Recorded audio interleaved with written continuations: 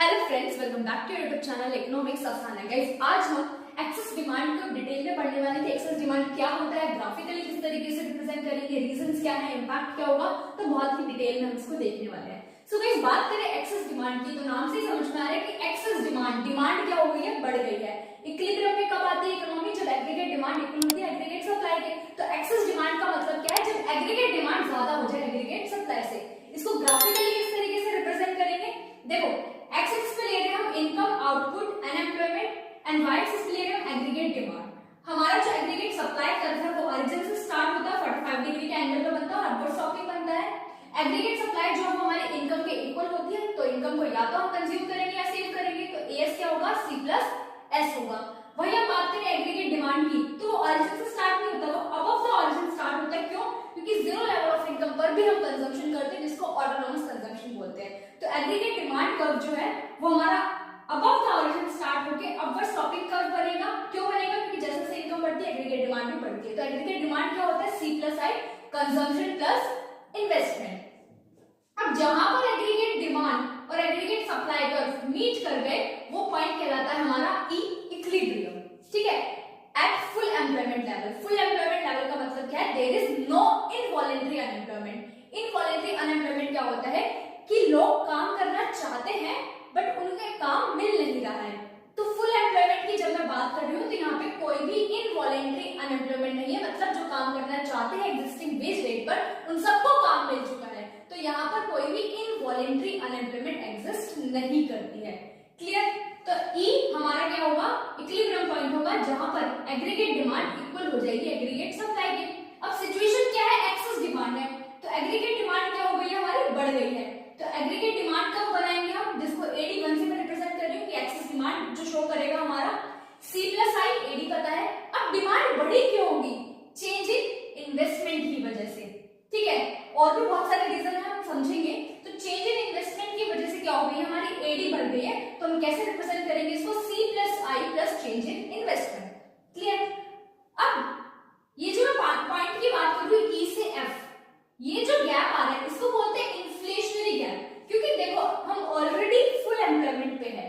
अब कोई भी किसी भी पर्सन को एम्प्लॉयमेंट तो दे नहीं सकते, जितनी हमारी कैपेसिटी थी हम ऑलरेडी एम्प्लॉयड हो चुके हैं। तो अब यहाँ पे क्या पॉसिबिलिटी है हम प्रोडक्शन बढ़ा सके क्योंकि डिमांड बढ़ी है? नहीं। क्लियर? अब यहाँ पे जो गैप क्रिएट होगा ना, ये इन्फ्लेशनरी गैप कहलाएगा। क्यों? क्योंकि सप्लाई हमारी सेम रहने वाली है, डिमांड बढ़ रही है, तो क्या होगा इस केस में, प्राइसेस बढ़ेंगे। और प्राइसेस जब कंसिस्टेंटली इंक्रीज होते हैं तो क्या होता है इकोनॉमी में, इन्फ्लेशन क्रिएट होती है। तो यहाँ पे इस गैप को हम बोलेंगे इन्फ्लेशनरी गैप। तो ड्यू टू एक्सेस डिमांड क्या होता है इकोनॉमी में, इन्फ्लेशनरी गैप होती है, क्योंकि प्राइसेस इंक्रीज हो जाते हैं। क्लियर हुआ? अब इतना तो हमें समझ में आया कि एक्सेस डिमांड क्या होता है, किस तरीके से ग्राफिकली रिप्रेजेंट करेंगे, और एक्सेस डिमांड होती है तो उसकी वजह से इन्फ्लेशनरी गैप होता है। बट रीजन क्या है, क्यों हमारी डिमांड बढ़ रही है?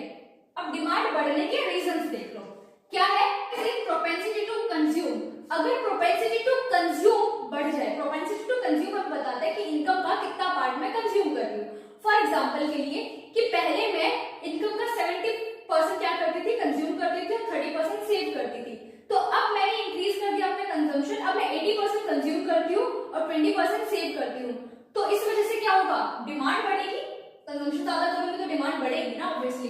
तो rise in propensity to consume का मतलब क्या है, जब हमारा प्रोपेंसिटी टू कंज्यूम बढ़ जाए, प्रोपेंसिटी टू सेव कम हो जाए। रिडक्शन इन टैक्सेस, अगर गवर्नमेंट टैक्सेस रिड्यूस कर दे, टैक्सेस जब रिड्यूस होंगे तो हमारी जो डिस्पोजेबल इनकम है वो इंक्रीज होगी। डिस्पोजेबल इनकम होती है इनकम आफ्टर डिडक्टिंग टैक्स। अगर टैक्स कम लगेगा, फॉर एग्जांपल के लिए मेरी 1000 इनकम है, उस पर 100 रुपीज का टैक्स लग रहा था पहले, तो मैं 900 ही क्या कर पा रही थी, स्पेंड कर पा रही थी। अब टैक्स कम करके 50 कर दिया, तो अब मैं 950 स्पेंड कर पाऊंगी, तो एक्स्ट्रा अमाउंट स्पेंड कर पा रही हूँ, तो क्या होगा, एग्रीगेट डिमांड बढ़ेगी। देन आता है इंक्रीज इन गवर्नमेंट एक्सपेंडिचर। अगर गवर्नमेंट अपना एक्सपेंडिचर बढ़ा दे, फॉर एग्जाम्पल के लिए फ्लाईओवर बनवा रही है, तो फ्लाईओवर बनेगा तो लोगों को क्या मिलेगी, एम्प्लॉयमेंट मिलेगी। एम्प्लॉयमेंट मिलेगी तो क्या होगा, लोगों की इनकम बढ़ेगी। क्योंकि हम पहले ही पढ़ चुके हैं इन्वेस्टमेंट मल्टीप्लाई के बारे में कि इन्वेस्टमेंट में जब चेंज आता है तो उसका मल्टीपल टाइम्स इकोनॉमी में इनकम जनरेट होती है। तो लोगों की क्या होगी, गवर्नमेंट के एक्सपेंडिचर की वजह से इनकम बढ़ेगी, इनकम बढ़ेगी तो कंजम्पशन बढ़ेगा, कंजम्पशन बढ़ेगी तो एग्रीगेट डिमांड बढ़ेगी। देन आते हैं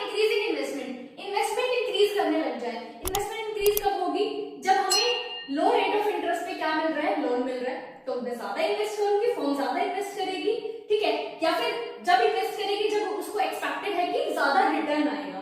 तो इसकी वजह से भी क्या होगा, जब इकोनॉमी में इन्वेस्टमेंट होगी तो इनकम जनरेट होगी और कंजम्पशन बढ़ेगा, डिमांड बढ़ेगी। फॉरेन इंपोर्ट्स कम कर दिया जाए। एग्जांपल के लिए कि एक मशीन है जो कि मेरे को डोमेस्टिकली 20,000 की मिल रही है और मैं उसको इंपोर्ट कराती हूँ तो 25,000 की मिल रही है, तो मैं कहां से खरीदूंगी? डोमेस्टिकली खरीदूंगी। ऑब्वियसली बात है, मेरे को 5,000 क्या हो जाएंगे, मेरे सेव हो जाएंगे। तो यहाँ पे इंपोर्ट कम हो गए। क्यों हो गए? क्योंकि डोमेस्टिकली मेरे को चीप रेट पे मिल रहा है। तो इस वजह से क्या होगा, डोमेस्टिकली क्या होगी, हमारी डिमांड इंक्रीज हो जाएगी। तो ये भी एक रीजन हो सकता है। देन राइज इन एक्सपोर्ट बढ़ जाए कि जो बाहर की कंट्री है वो हमारे गुड्स की डिमांड करे। क्यों? क्योंकि हो सकता है कि हमारे गुड्स उनके लिए चीप हो, या फिर हमारी करेंसी जब डेप्रिशिएट होगी तो उनके लिए हमारी करेंसी क्या हो जाएगी, चीपर हो जाएगी, तो हमारे गुड्स की ज्यादा डिमांड करेंगे, तो डिमांड इंक्रीज होगी।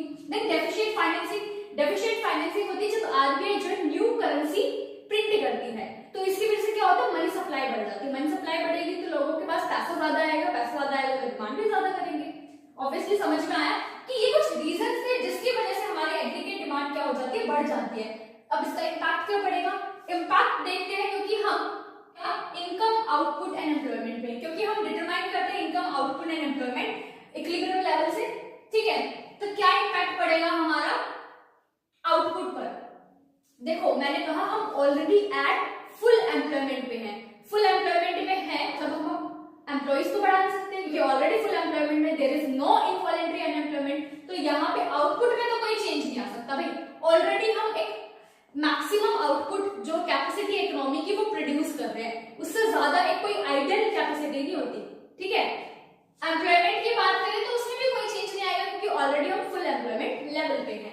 जनरल प्राइस लेवल में चेंज आएगा, क्योंकि एग्रीगेट सप्लाई सेम है, एग्रीगेट डिमांड बढ़ रही है, और जब डिमांड ज्यादा होती है तो क्या करना पड़ता है फिर प्रोड्यूसर को, प्राइसेस इंक्रीज करने पड़ते हैं। तो जनरल प्राइस लेवल हमारा जरूर बढ़ेगा, राइज होगा, और जिसकी वजह से इन्फ्लेशनरी गैप क्रिएट होगा इकोनॉमी के अंदर। सो गाइस बहुत अच्छे से क्लियर हो गया होगा कि एक्सेस डिमांड क्या होता है, ठीक है, किस तरीके ग्राफिकली रिप्रेजेंट करेंगे, इन्फ्लेशनरी गैप किस तरीके से हम दिखाएंगे, क्या रीजंस है एक्सेस डिमांड के, और इम्पैक्ट क्या पड़ेगा। एग्जाम में क्वेश्चन आता है कि इन्फ्लेशनरी गैप को एक्सप्लेन करना है, या फिर रीजंस बताने हैं एक्सेस डिमांड के, या फिर इम्पैक्ट भी पूछा जाता है output employment and general price level पे क्या पड़ेगा। तो ये इंपॉर्टेंट क्वेश्चन है, एग्जाम में तुम्हें देखने को जरूर मिलने वाला है।